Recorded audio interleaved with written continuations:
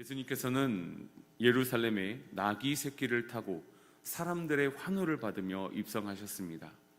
이렇게 예루살렘에 입성한 예수님은 먼저 성전에 들어가 두루두루 모든 것들을 둘러보신 후에 날이 저물어 제자들과 함께 베다니로 가셨습니다.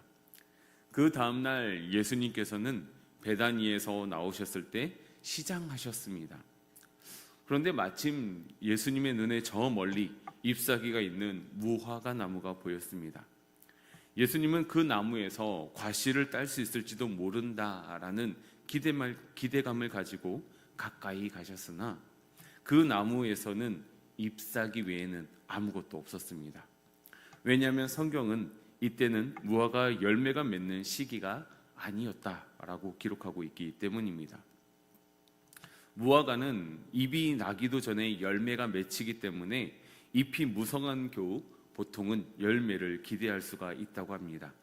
그런데 이스라엘에서는 무화과 열매를 수확하는 시기가 정해져 있는데 보통은 6월에서 8월 그리고 조금 늦으면 12월까지도 수확을 한다고 합니다. 그리고 어쩌면 간혹 가다가 12월까지 열매를 맺지 못하는 나무가 3월이나 4월쯤에 열매를 맺는 경우도 있다고 합니다. 하지만 이때 맺힌 과실은 6월과 8월에 맺혀지는 열매보다 훨씬 더 즙도 없고 맛도 없고 심지어는 열매라고 할 수 없을 정도로 작고 당도도 떨어진다고 합니다. 그래서 마가는 지금 이 시기를 무화과의 열매를 따는 6월에서 8월의 때가 아니라고 이야기를 하고 있는 것입니다. 예수님은 지금 바로 3, 4월이 조금 지난 이런 시기인 6월절쯤에 예루살렘으로 들어가신 것입니다. 마가는 분명히 무화과 열매를 거두는 시기가 아니다라고 이야기를 하고 있음에도 불구하고 예수님은 갑자기 무화과 나무를 향하여 다시는 열매 맺지 못할 것이다 라는 저주를 선포하십니다. 오늘 본문 14절 말씀입니다. 다시 한번 함께 읽도록 하겠습니다. 예수께서 나무에게 말씀하여 이르시되 이제부터 영원토록 사람이 내게서 열매를 따먹지 못하리라 하시니 제자들이 이를 듣더라. 아멘. 예수님께서 배가 고픈데 무화과 나무로부터 열매를 얻지 못해서 화가 나셨을까요? 그래서 예수님은 저주를 선포하신 것일까요? 우리는 예수님의 이러한 행동에 도저히 이해를 할 수가 없습니다. 왜냐하면 배가 고파서 열매를 원하시는 모습은 알 수 있지만 보통적으로 모든 사람이 알고 있는 지금 이 시기는 열매를 얻지 못하는 시기일 수도 있기 때문입니다. 그럼에도 불구하고 예수님은 무화과 나무를 향하여 끔찍하리만치 저주를 선포합니다. 예수님께서 무화과 나무를 향해 이렇게 저주를 선포하신 이유는 무엇일까요? 그것은 바로 우리 하나님을 믿는 백성들에 대해 삶에 대해서 이야기하고자 하는 것도 있습니다. 그것은 바로 우리의 삶이 열매 맺는 삶이어야 하기 때문입니다. 그래서 마태복음은 예수님께서 이렇게 말씀하십니다. 열매로 그들을 알지라. 우리가 삶에서 어떠한 열매를 맺느냐에 따라서 우리의 정체성이 나타나게 되는 것을 예수님께서 말씀하고 있기 때문입니다. 사랑하는 영가족 여러분, 아름답고 풍성한 성령의 열매를 맺는 우리 귀한 믿음의 영가족들 되시기를 소망합니다. 그런데 여기서 이상한 것은, 더 이해할 수 없는 것은 예수님의 그 다음의 행보입니다.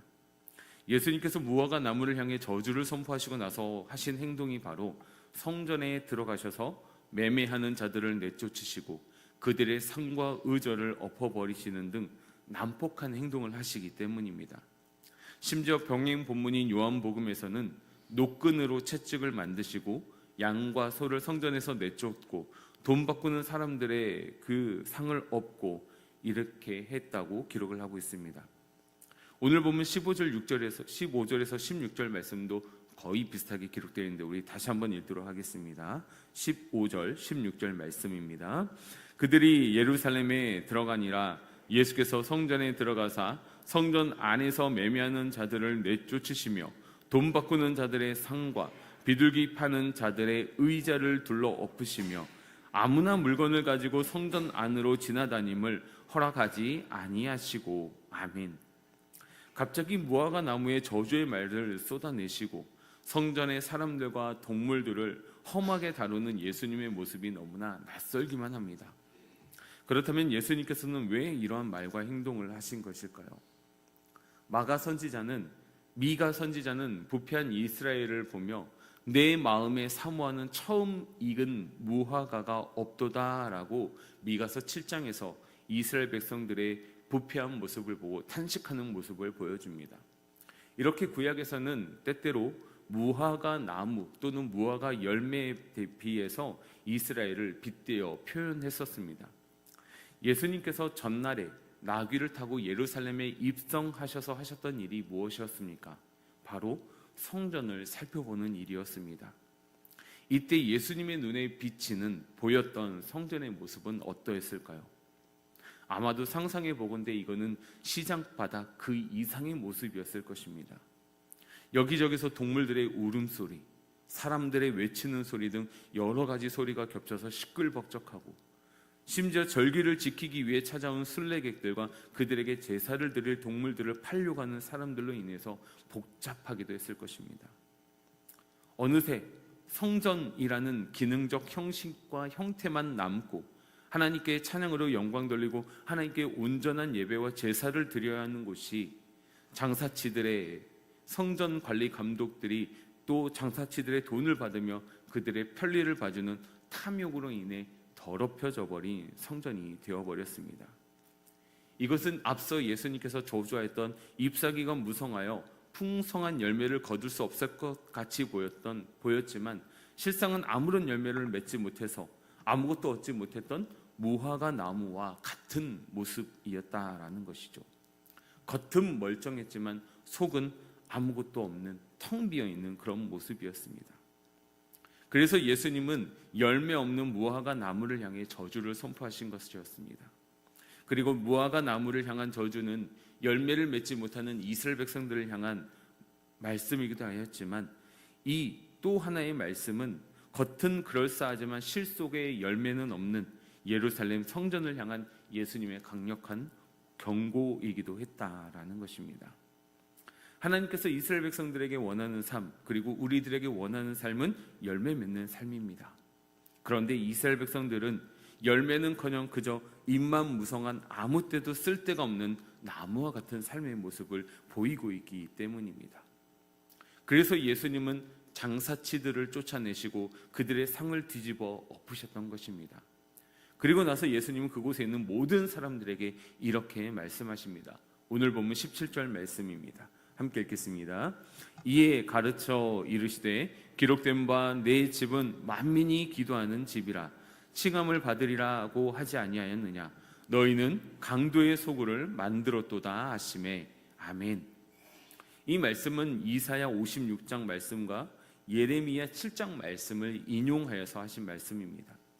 먼저 예수님은 이사야 말씀을 인용하시면서 성전을 내 집이다 라고 말씀하시면서 예수님과 성전이 특별한 관계에 놓여 있음을 나타내십니다.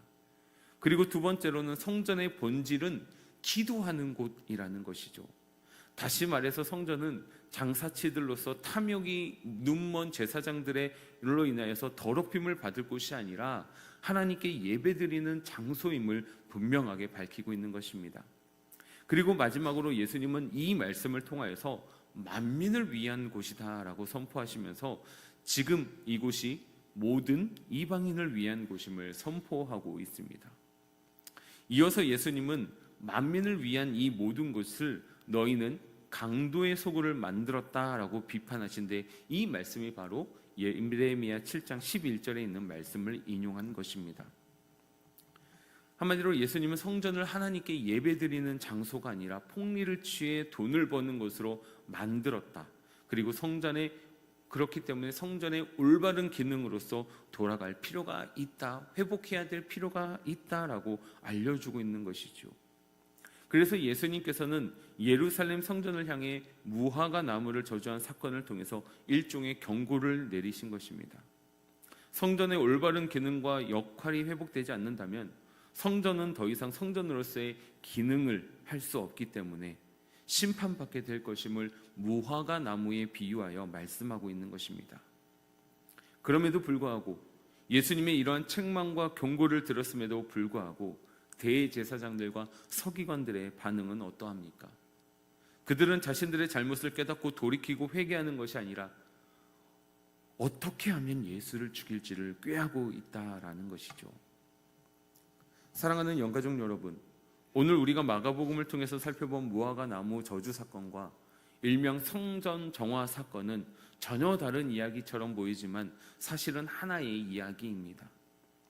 종교 지도자들은 막대한 이익을 통해서 하나님께 예배드려야 할 장소인 그 거룩한 성전이 강도의 소굴이 되도록 만들어버렸습니다. 물론 보다 더 좋은, 나은 제사를 위해서, 제물을 바치기 위해서 이런 것들도 중요합니다. 형식 중요합니다. 예식 중요합니다.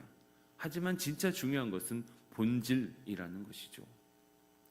성전도 중요하고 제사도 중요합니다. 하지만 그보다 더 중요한 것은 하나님께 집중하여 드리는 온전한 예배라는 것이죠. 어느 순간 하나님께 드리는 예배, 이 귀한 본질은 빠져버리고 형식과 예식만 남아버린다면 그것은 열매 없는 잎사귀가 무성한 무화과 나무와 같은 것입니다. 열매 맺지 못하는 나무의 결국은 우리가 너무나 잘 알고 있습니다. 결국에는 찍혀 불에 던져지는 것이죠. 그런데 이 말씀 앞에서 우리 또한 예외는 아니라는 것이죠. 우리가 이러한 나무가 되지 않으려면은, 이때 당시에 대제사장과 서기관들과 같은 모습이 되지 않으려면은 우리는 날마다 우리의 삶을 돌아보며 우리의 마음속에 치워야 할 것들이 있다면 치우고 버려야 할 것들이 있다면 버림을 통하여서 내 마음에 정결함이 있어야 한다는 것입니다. 오늘 하루 말씀을 듣고 깨우치는 자가 되어서 본질이 빠져버린 형식과 예식이 아니라 온전히 영과 진리로 하나님께 예배드리며 하나님을 기쁘시게 하고 하나님을 감동케 하는 참된 예배자로서의 삶을 살아가시며 풍성한 은혜의 열매, 아름다운 열매를 우리의 삶 가운데에서 맺어가셔서 열매로 우리를 나타내시고 증명하시는 우리 귀한 영가족들 되시기를 소망합니다. 기도하겠습니다.